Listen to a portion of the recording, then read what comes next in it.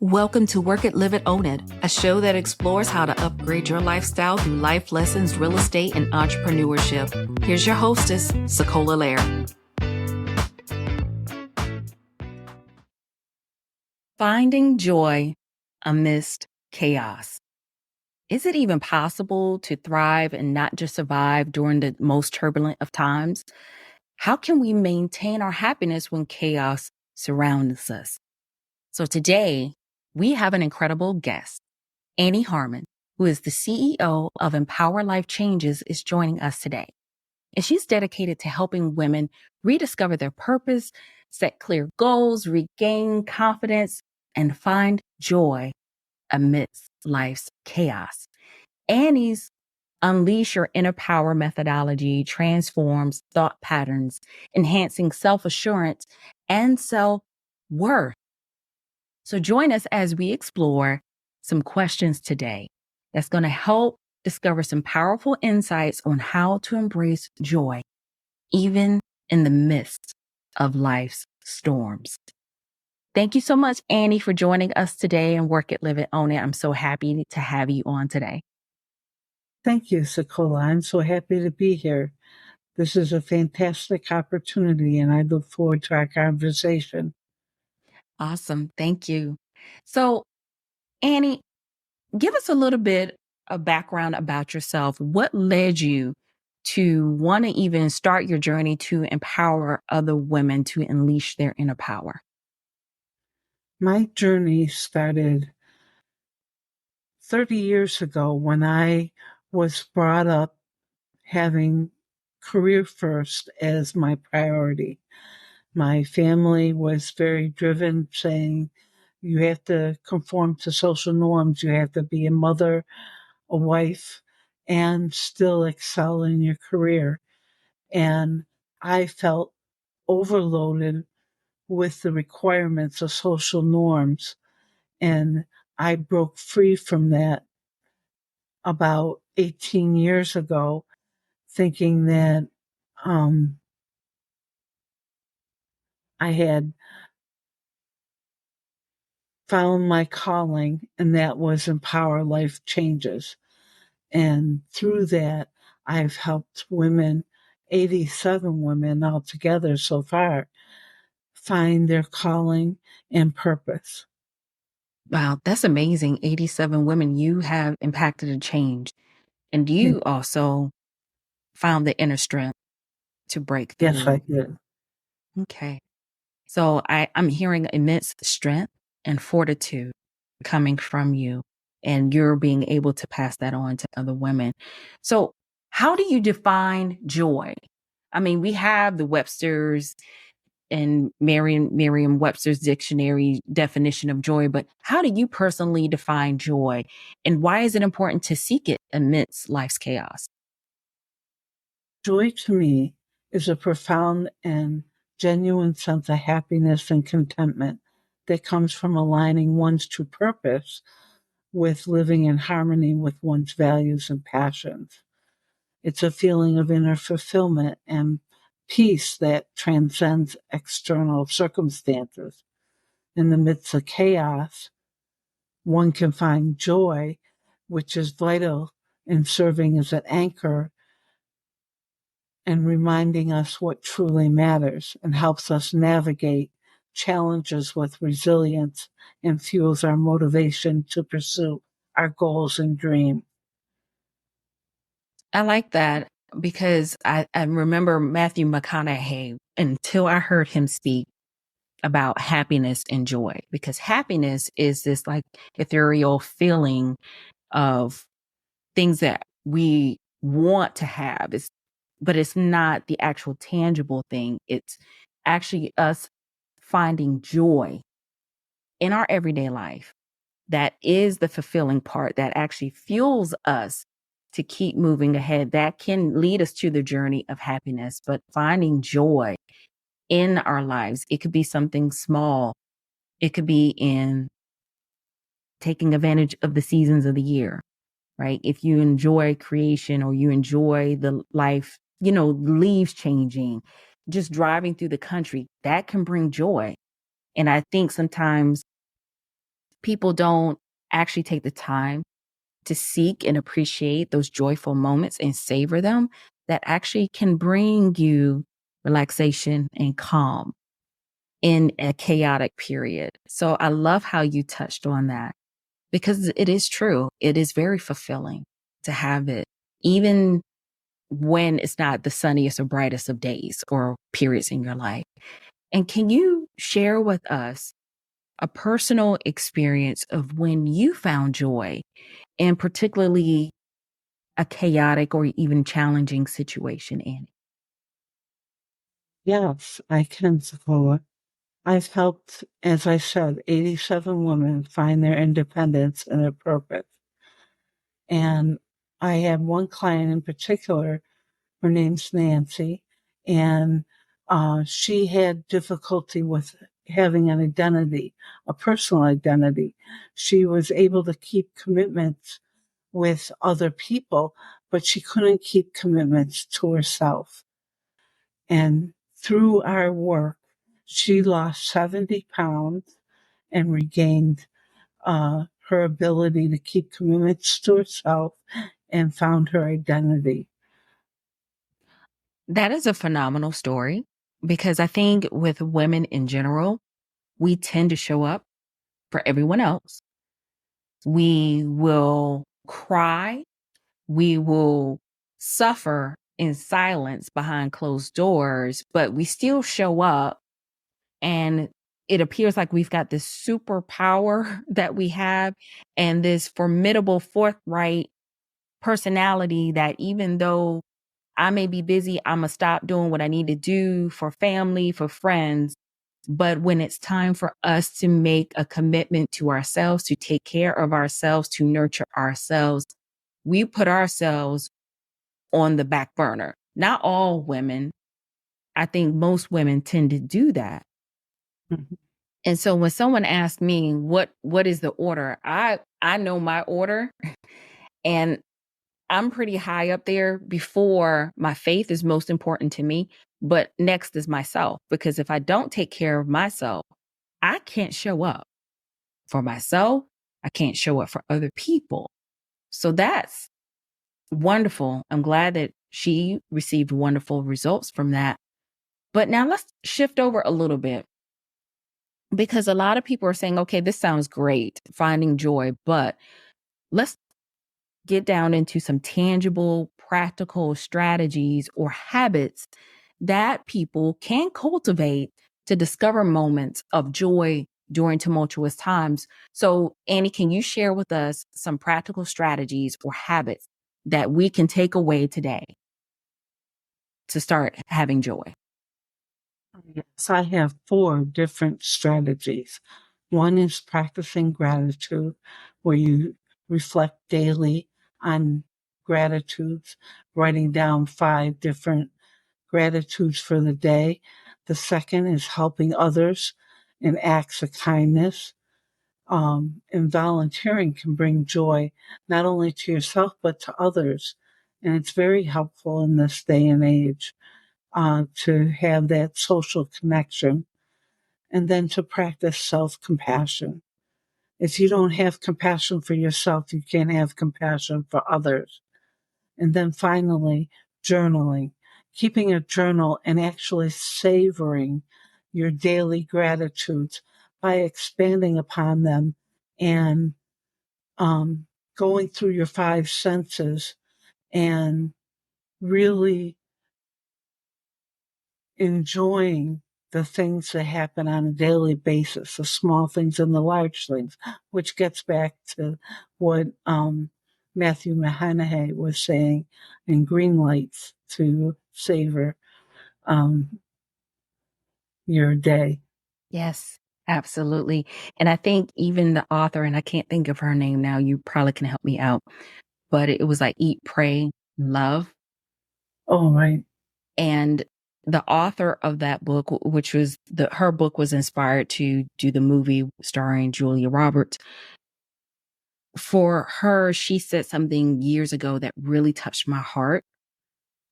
And it was to seek adventure every single day. And what that could look like could be number 6, right? Seek adventure every single day. It could be a new way to work.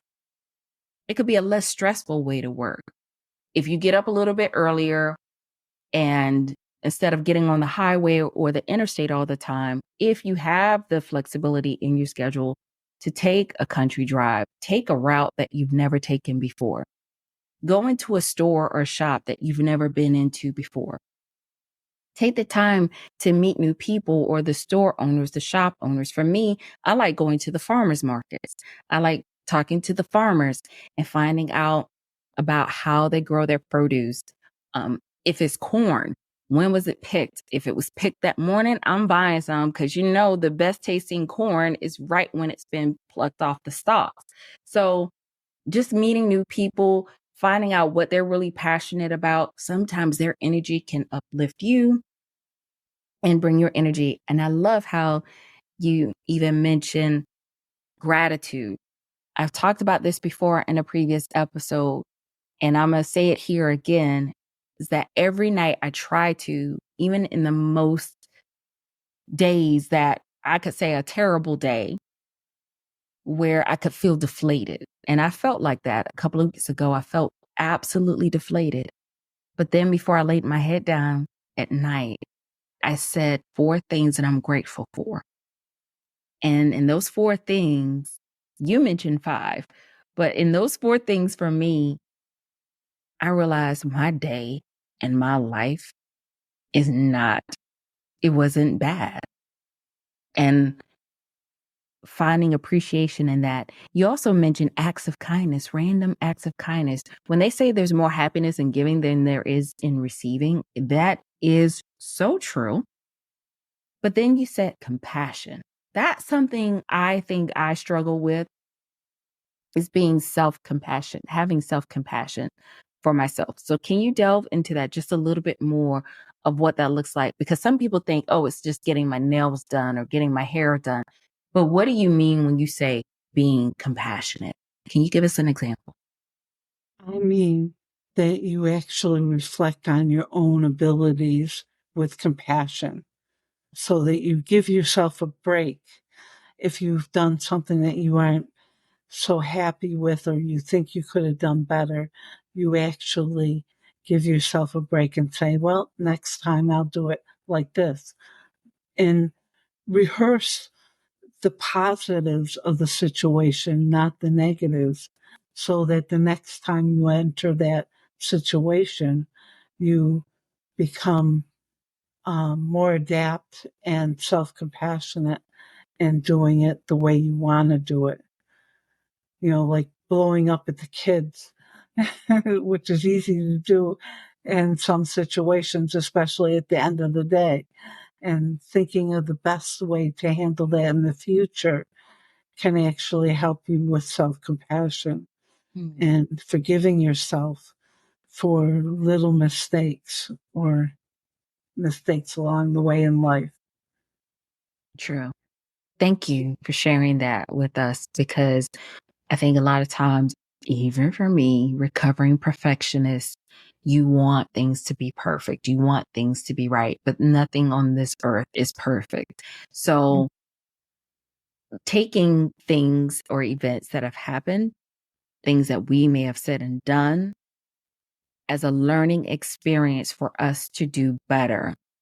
And even if it's 1% better than the day before, I think that's the part of where we're showing growth and self improvement. So thank you for breaking that down a little bit more when it comes to having self compassion, because we can tend to beat ourselves up. We are our worst critics. Our brains tend to go, see, look at you. You shouldn't have done that. And sometimes we got to train our brains and fight back and be like, oh, you silly little brain. Yes, I made a mistake. I screwed up. Yes, I'm imperfect. But you know what? I learned this. And this is what we learned. And this is what we're going to strive to do better on the next time. So, Yes, and moving from the head or your mind to your heart, mm, letting your heart shine through and showing yourself compassion. love it. Absolutely love it. So now we live in a world that is full of distractions and noise. What can one do or create? How can we create a space for inner peace so that joy can thrive in our lives? Well, I have some strategies that I think can help.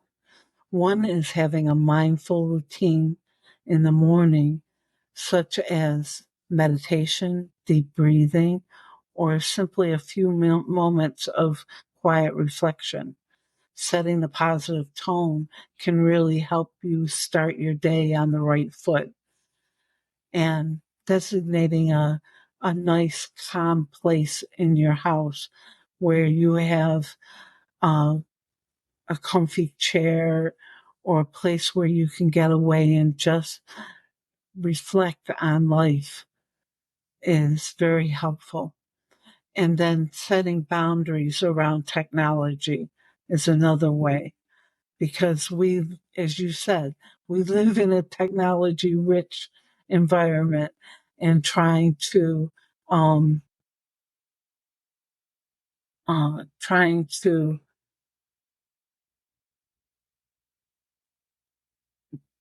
turn your brain off at the end of the day requires turning your technology off.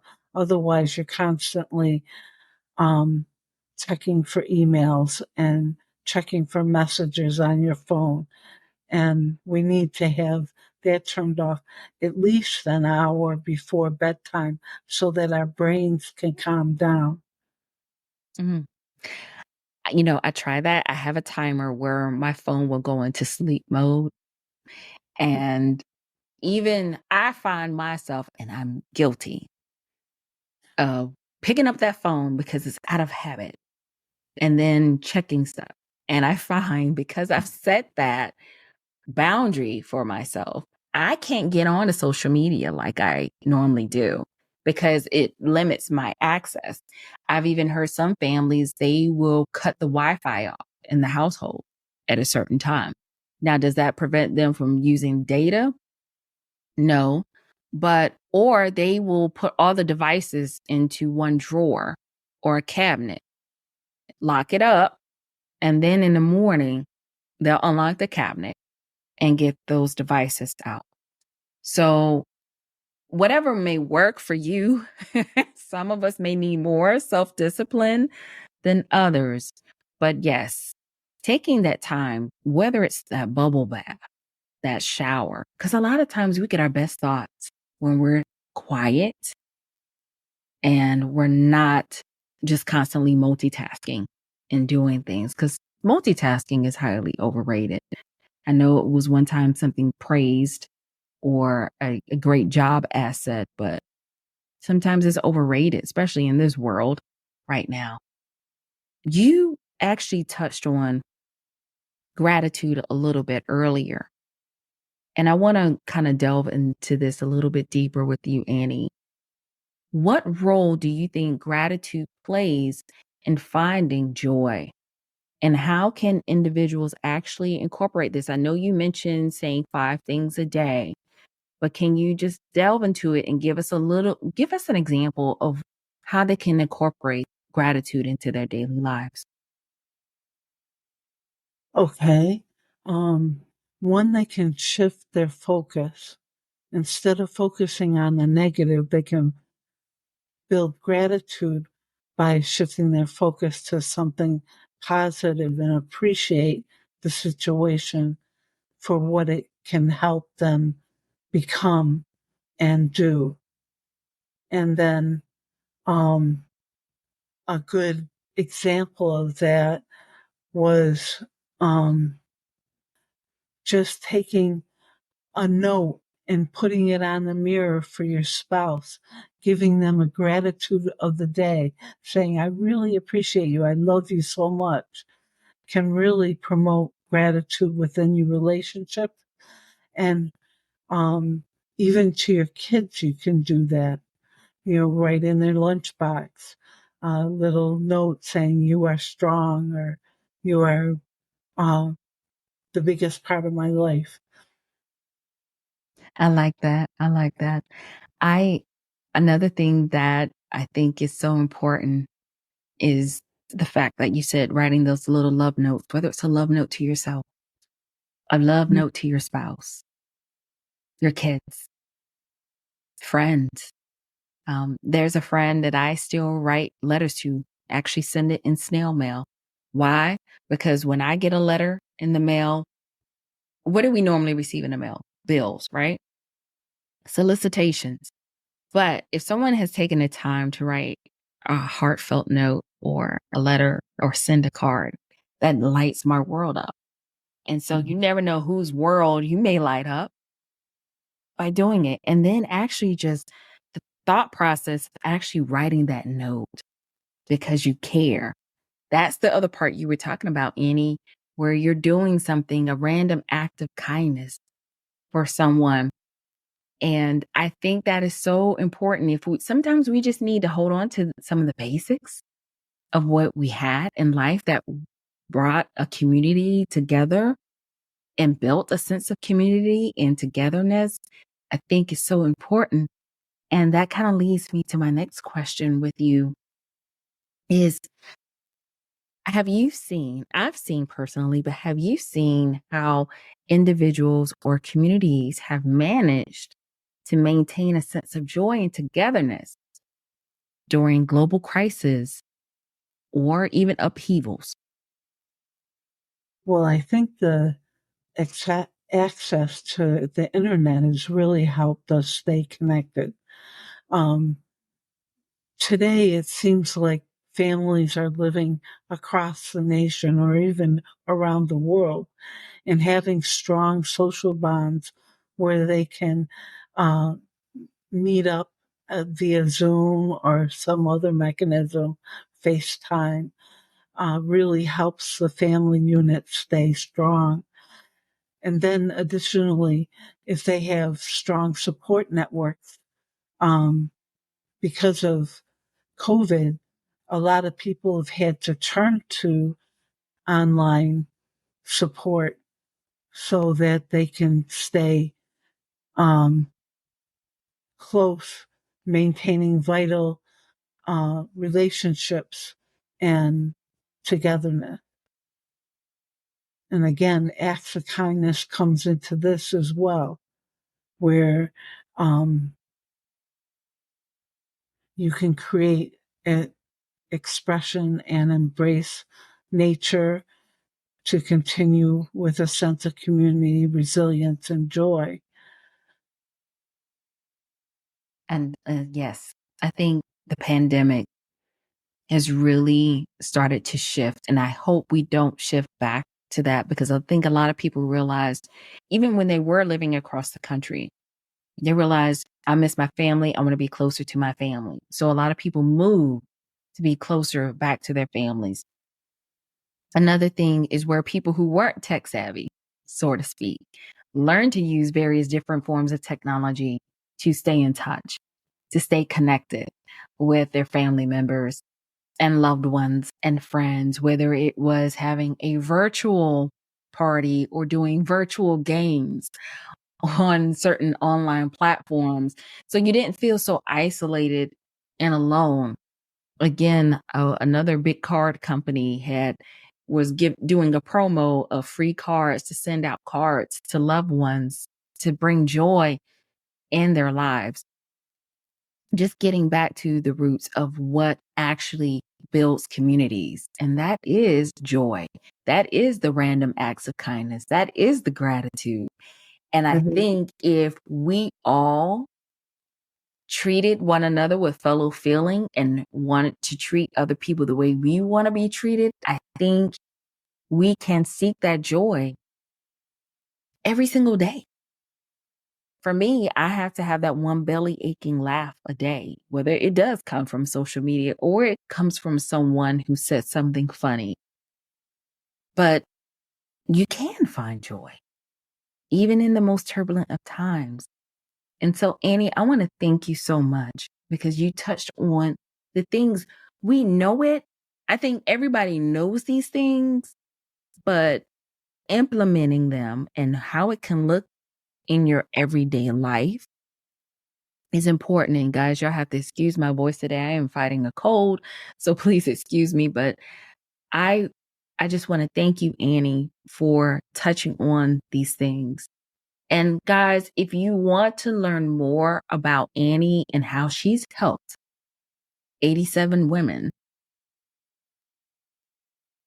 become empowered in their own lives, don't hesitate to reach out to her. All of her information is going to be in the show notes. Annie, is there anything that we didn't touch on today that you want to share and highlight with the Work It, Live It, Own It audience today? I am offering a free discovery session to anyone that reaches out to me. I'll offer it to the first 5 callers. Okay. All right. And so in the discovery session, what are you helping them to get clear on? Creating a roadmap of how they can improve their lives and find their purpose and regain self-confidence. Okay. Good. Because we all Great. need a shot and boost of confidence, right? Self-confidence. Yes, we do. Yes. And thank you so much, Sekola, for having me on. Oh, no. No, thank you. Thank you for wanting to sit down and talk to our community. So now that we've done this, is there anything, Annie, as a rapid fire question, is there anything in life that you wish you could do that you have not already done yet? I would like to go skydiving, but I'm scared to death of falling. But that would be fun to find some group and do a group skydiving. That's my adventure on my bucket list. Oh, okay. I have some things on my bucket list that I want to do too. Yeah, Excellent. Excellent. Well, one day you might get over your fear and skydive. Who knows? I've seen right. people in their 80s do it. More Yes, power to them. right, right. More power to them. Well, thank you guys so much for tuning in to this week's episode of Work It, Live It, Own It. If you have any questions for me or for Annie, please don't hesitate to head over to workitliveitownit.com. Leave us a voice memo. All of Annie's information is going to be in our show notes. Stay tuned for that as well. And most importantly, don't forget to subscribe to our newsletter.